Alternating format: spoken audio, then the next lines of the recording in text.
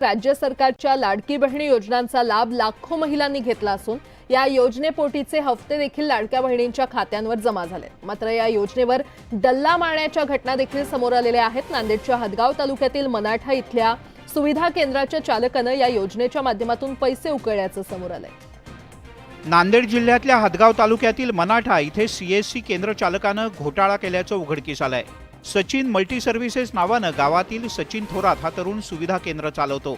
रोजगार हमी योजनेसाठी म्हणून त्याने ओळखीच्या पुरुषांची आधार कार्ड, बँक पुस्तकं जमा केली। लाडकी बहीण योजनेसाठी अर्ज करताना महिलांच्या आधार कार्डावर खाडाखोड करून त्यानं पुरुषांचे आधार कार्ड क्रमांक आणि बँक अकाउंट नंबर टाकले। लाडक्या बहिणींचे पैसे थेट पुरुषांच्या खात्यात जमा झाले। यानंतर रोजगार हमी योजनेचे 4,500 रुपये तुमच्या खात्यात जमा झाले असं सांगून त्यानं पुरुषांच्या खात्यावर जमा झालेले पैसे स्वतःच्या खात्यात वर्ग करायला लावले। ज्या मुलीची डिटेल आहे त्या आधार कार्डच्या जागी माझा आधार नंबर टाकला आणि त्या मुलीचा अकाउंट नंबर आहे त्या अकाउंट नंबरच्या जागी माझा अकाउंट नंबर टाकला त्यांनी।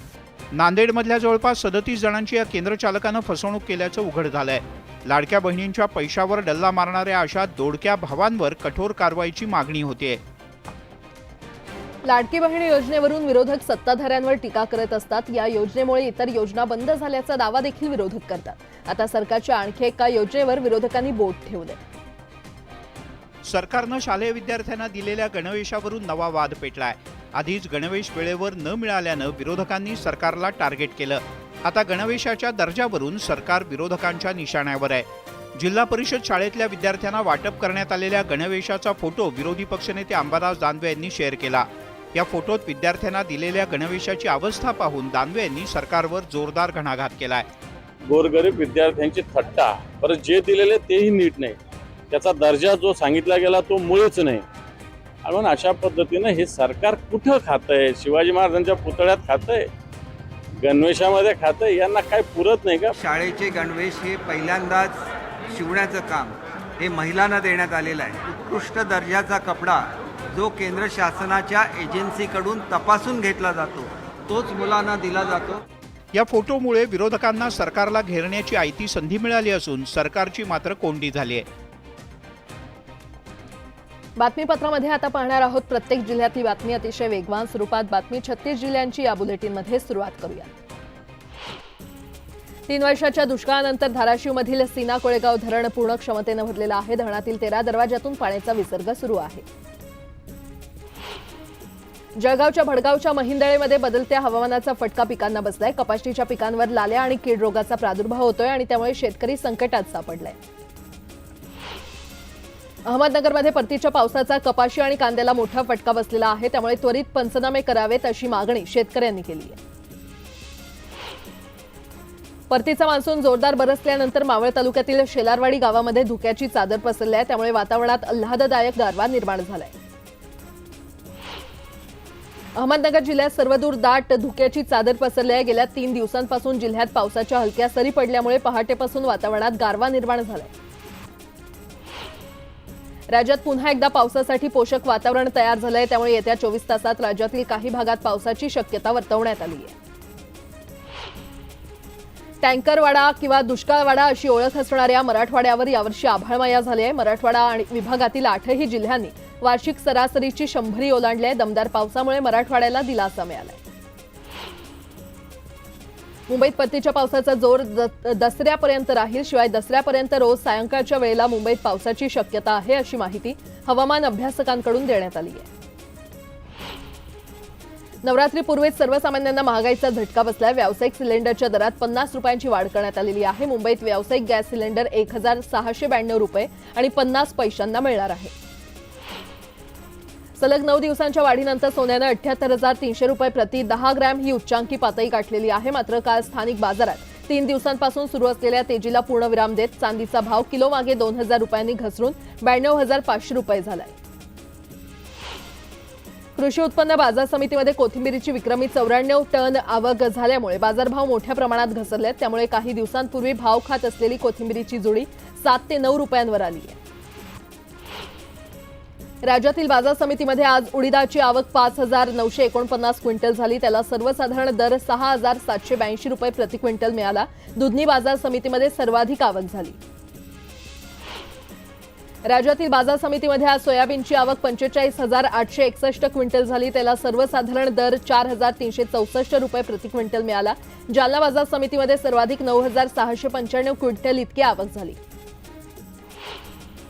आज राज्यभरातील बाजार समितीमध्ये कांद्याची 1.25 लाख क्विंटल आवक झाली. तर आज लाल कांद्याला 4,000 रुपयांचा दर मिळाला.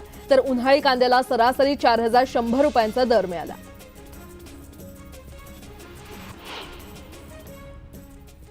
आता एक सविस्तर बातमी. देशाच्या आर्थिक राजधानीवर आरोग्याचं मोठं संकट आल्याचं एका सर्वेक्षणातून समोर आलंय. मुंबईत दर 55 मिनिटांना एका व्यक्तीचा हार्ट अटॅकनं मृत्यू होत असल्याचं समोर आलंय आणि त्यामुळे मुंबईकरांनो हृदय सांभाळा असं आवाहन केलं जात आहे.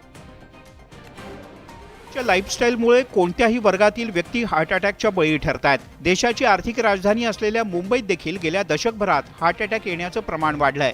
मुंबईत दर 55 मिनिटांनी एका व्यक्तीला हार्ट अटॅक येतो. 18 महिन्यात 21.6 लाख लोकांची तपासणी झाली. 18,000 मुंबईकरांना ब्लड प्रेशरची समस्या असल्याचं समोर आलंय. 2022 मध्ये मुंबईत झालेल्या एकूण मृत्यूपैकी 10% मृत्यू हे हार्ट अटॅकमुळे झाले. 2023 मध्ये हे प्रमाण 11% झालं. 2021 मध्ये हार्ट अटॅकनं झालेल्या मृत्यूची संख्या 10,683 आहे. तर 2022 आणि 23 मध्ये अनुक्रमे हीच संख्या 9,470 आणि 10,077 इतकी आहे. एवढंच नाही तर 18 ते 69 या वयोगटातल्या 34% मुंबईकरांना हाय ब्लड प्रेशर आहे.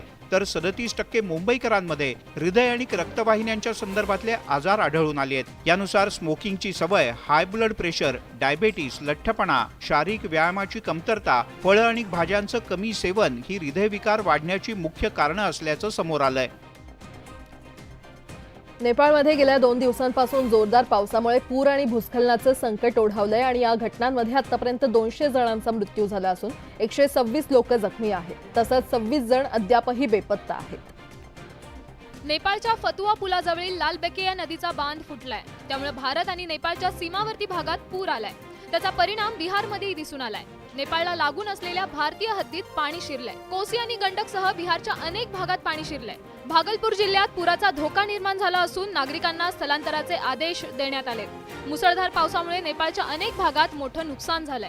पावसामुळे नदी नाले भरून वाहत असून नदीकाठच्या भागातील अनेक घरं पुराच्या पाण्याखाली गेली आहेत. अनेक महामार्ग, राजधानी काठमांडूला जोडणारे अनेक रस्तेही पावसामुळे बंद झालेत.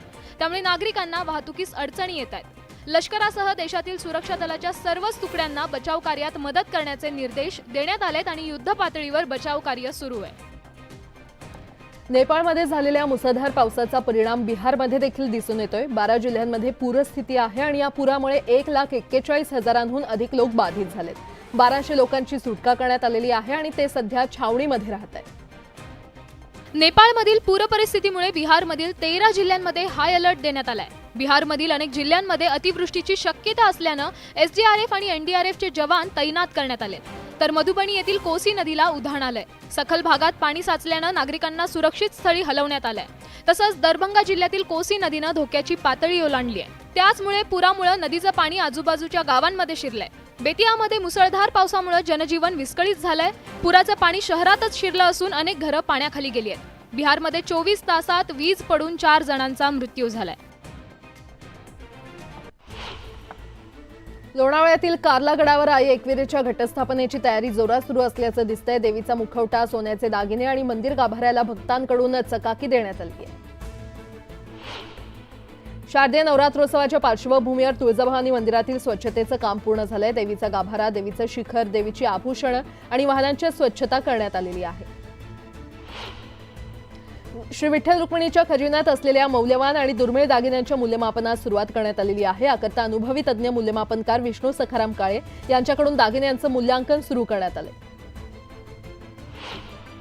रत्नागिरी जिल्ह्यातील हर्णे बंदरात मासळीची आवक वाढली आहे. त्यामुळे आता या ठिकाणी लिलाव सुरू झालेले आहेत. काही दिवसांपूर्वी खराब वातावरणामुळे मासेमारी बंद होती.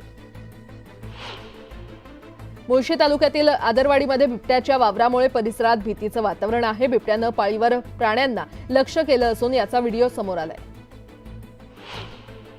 भिवंडीतील पडघा भागात 2 मोठ्या अजगरांना पकडण्यात यश आलंय. पडघ्यात अजगर आढळून आल्यानं स्थानिकांमध्ये मोठी घबराट निर्माण झाली होती. वेळी सर्पमित्रांच्या मदतीनं शिताफीनं अजगरांना पकडून जीवनदान दिलं. मावळमध्ये गेल्या काही दिवसांपासून रात्रीच्या सुमारास ड्रोन कॅमेरे उडत असल्याचं समोर आलंय. मात्र पोलिसच याबाबत संभ्रमात आहेत. पोलिसांकडून ड्रोन उडवणाऱ्यांचा शोध सुरू आहे. जळगावातल्या वरणगाव शहरातील पाणी प्रश्नासह विविध मागण्यांसाठी संविधान आर्मी संघटनेकडून रेल रोको करण्यात आला. यावेळी आंदोलकांना पोलिसांनी ताब्यात घेतलं. अहमदनगरच्या पारनेर तहसील कार्यालयासमोर भूमिपुत्र शेतकरी संघटनेचे संतोष वाडेकर यांनी आमरण उपोषण सुरू केलंय. मागण्या मान्य न झाल्यास त्यांनी आत्मदहनाचा इशारा दिलाय.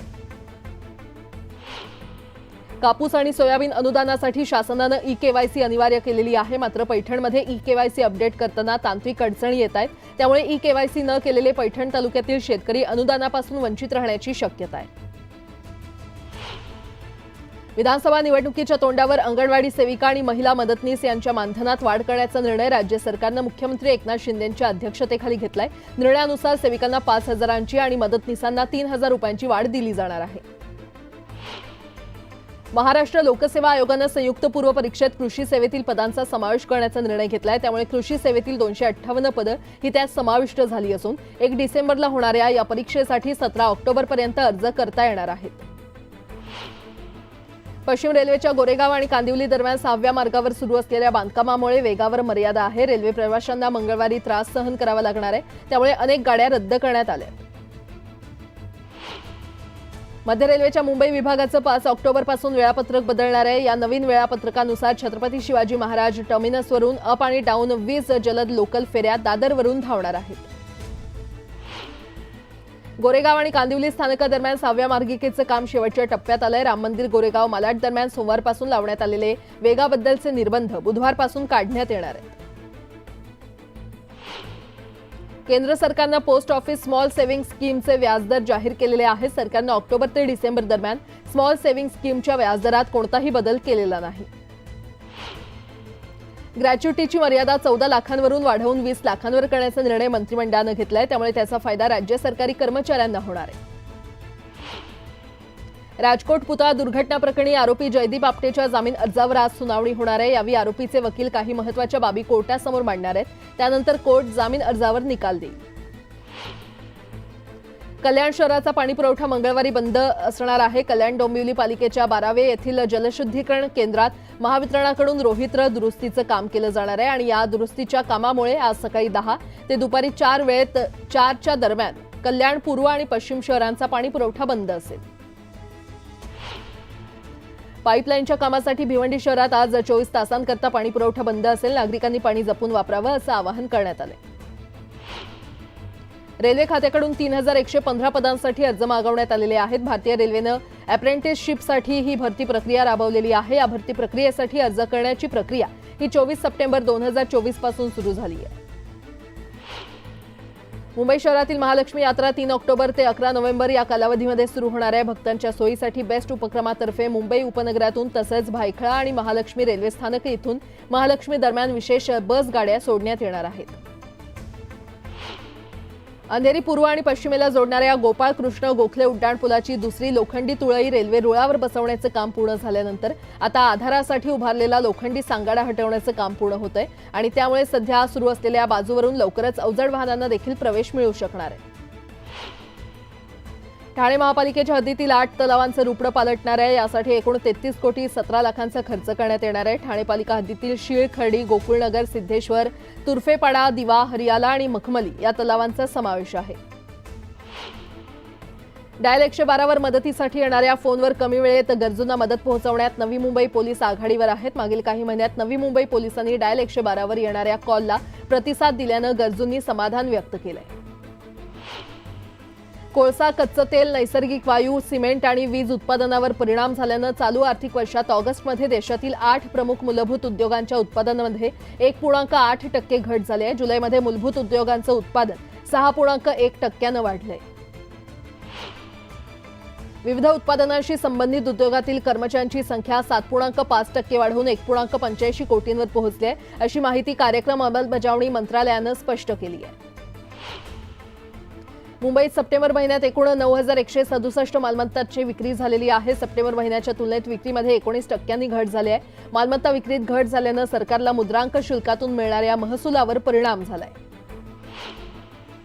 विधानसभा निवडणुकीच्या पार्श्वभूमीवर महाविकास आघाडीची आज पुन्हा बैठक होणार आहे. ट्रायडंट हॉटेलमध्ये बैठकीचं आयोजन करण्यात आलंय, तर सोमवारी झालेल्या बैठकीत जागा वाटपावर चर्चा झाल्याचं सांगण्यात येतंय. टेंभू योजनेच्या 6व्या टप्प्याच्या कामाचं मुख्यमंत्री एकनाथ शिंदे यांच्या हस्ते विटामध्ये शुभारंभ पार पडणार आहे. या निमित्तानं शेतकरी मेळावा देखील होईल. उपमुख्यमंत्री देवेंद्र फडणवीस आणि मंत्री चंद्रकांत पाटील यावेळी उपस्थित असतील. राष्ट्रवादी काँग्रेसची जनसन्मान यात्रा आज माजलगाव आणि परळी मतदारसंघात पोहोचणार आहे. उपमुख्यमंत्री अजित पवार यात्रेला उपस्थित असतील.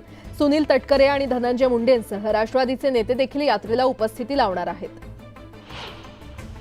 मावळमध्ये सध्या इच्छुक आणि विद्यमान आमदारांमध्ये बॅनरबाजी रंगल्याचं समोर आलंय. विधानसभेच्या तोंडावर आता इच्छुक आणि विद्यमान आमदारांच्या समर्थकांमध्ये बॅनरमधून चढाओढ सुरू असल्याचं दिसून येतंय. सोलापूर शहर मध्यवरून महाविकास आघाडीच्या नेत्यांमध्ये डोकेदुखी वाढणार आहे. विधानसभेसाठी या मतदारसंघावर ठाकरे गटाकडून दावा करण्यात आलाय. मशाल घरोघरी पोहोचवण्याचा निर्धार बैठकीत करण्यात आलाय. शरद पवार राज्याचे नेते नाही तर आता मराठ्यांचे नेते झालेत अशी टीका प्रकाश आंबेडकर यांनी केली आहे. मराठ्यांच्या ओबीसी प्रवर्गातील आरक्षणाला वंचितचा विरोध असेल असंही आंबेडकर म्हटलेत. निवडणुका डोळ्यासमोर ठेवून लाडकी बहीण योजना सरकारनं सुरू केली असल्याची टीका एकनाथ खडसेंनी केली आहे. सरकारच्या तिजोरीत खडखडाट असल्यानं निवडणुकीनंतर ही योजना सुरू राहील की नाही याबाबत त्यांनी शंका व्यक्त केली आहे.